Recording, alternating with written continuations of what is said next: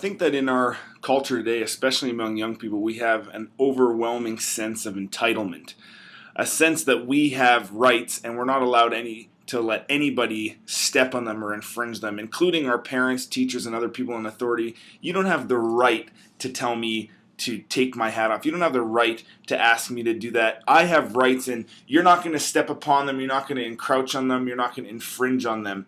I am my own person. I get to choose. I get to choose. It's me. It's my choice. It's my right.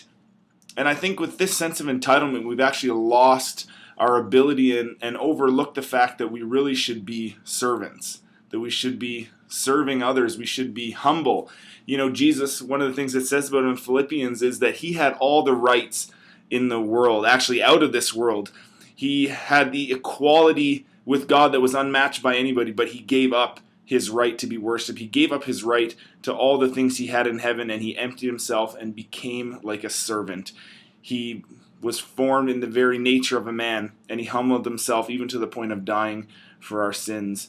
So consider that today. Consider that your example to be like Jesus is to be a servant, is to be humble, is to maybe give up your right. Maybe even though you're entitled as a manager or as a person in a high position to order people around, but you want to give up that right in order to show that you can be a servant. Maybe you need to give up your right to sit in a certain seat. Maybe you need to give up your right to be first so that someone else can come before you.